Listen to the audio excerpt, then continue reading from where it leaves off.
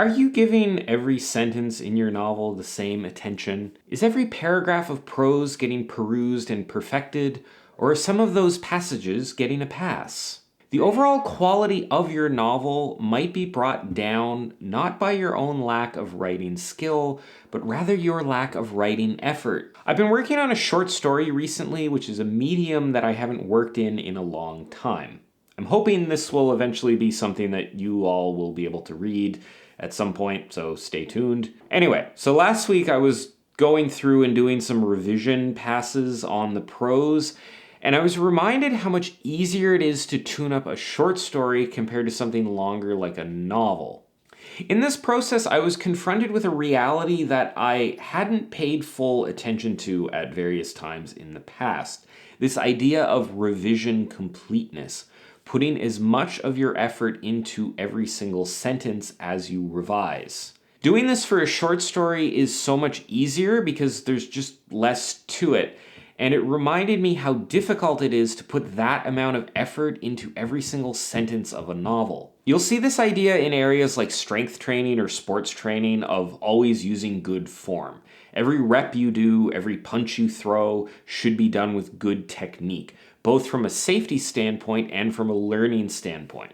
If you want to get better at punching, then it makes sense that every punch you throw should have good form. It should be done to the maximum of your ability.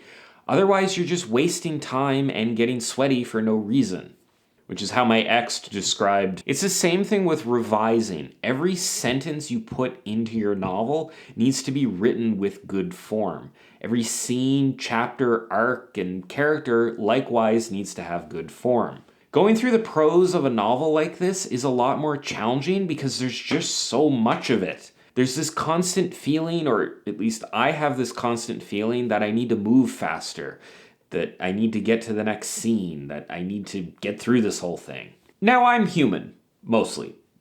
Everything except the bionic legs. I have feelings, I get bored, I pick favorites, I get distracted.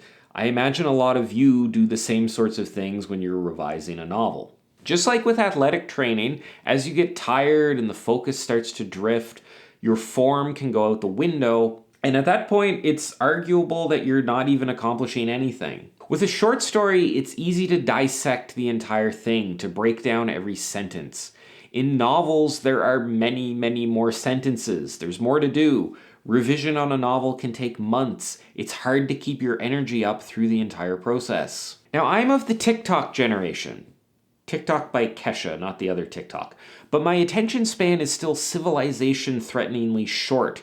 So doing a longer project like a novel and maintaining the stamina through it to ensure that every sentence, every scene gets the attention it deserves is quite difficult. Some scenes just aren't as interesting as others. I don't like them as much, so they don't get as much attention.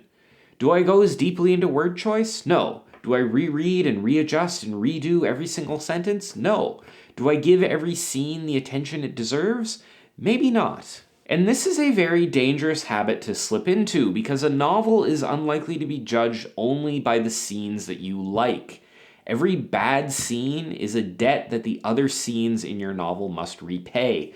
The equation for good fiction might very well be good scenes divided by bad scenes. Not giving every scene the attention it deserves is dangerous because you're just adding more debt to your novel. You're creating more weak points rather than strengthening it. And no amount of revision of the scenes that you like or the first third of the novel where you are still focusing and paying attention, no amount of that is going to make up for the fact that you have crappier scenes later on. How many writers produce writing below their actual skill level because they don't put the effort in?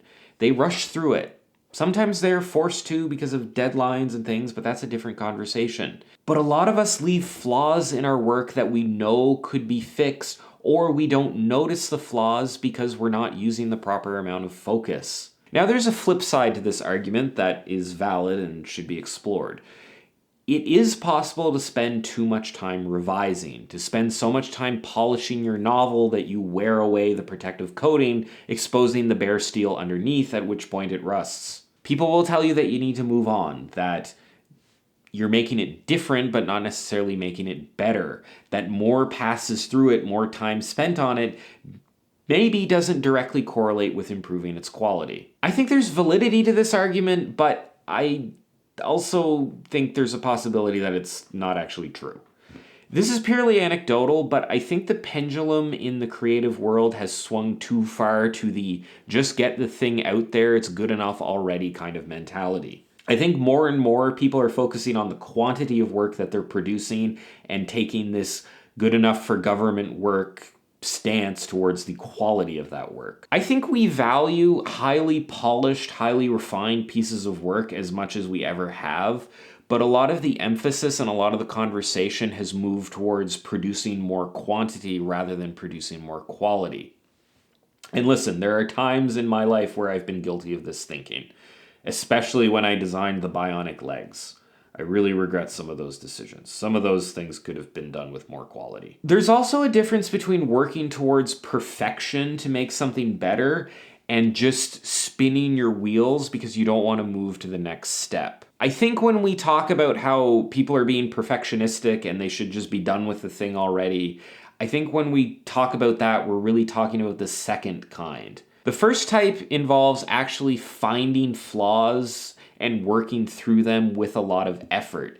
The other is just an avoidance tactic, which is where I think a lot of the issues around this come back to: avoidance. It's difficult to put the effort in that you know you need to put in, so we often avoid it. It's difficult to confront the flaws in your prose or the gaps in your skills, so we avoid those things. Certain scenes in the novel aren't as enjoyable as others, so we avoid trying to improve them. It takes such a long time to revise a novel that it's natural for these things to get in the way.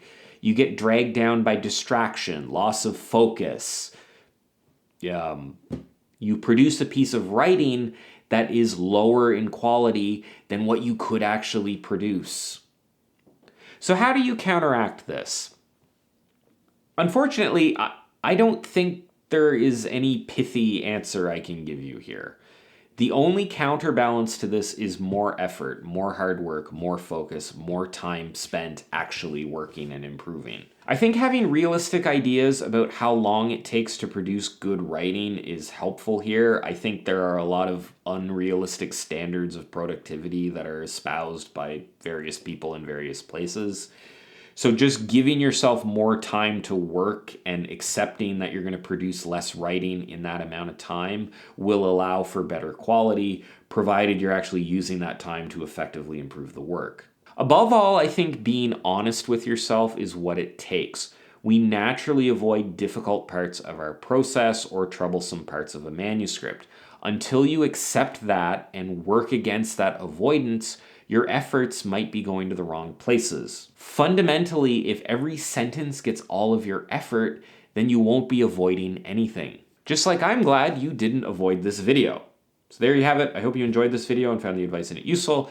If you want to see more stuff like this, you can check out all my other writing advice related videos and subscribe to my channel. Thanks for watching, and I'll see you next time.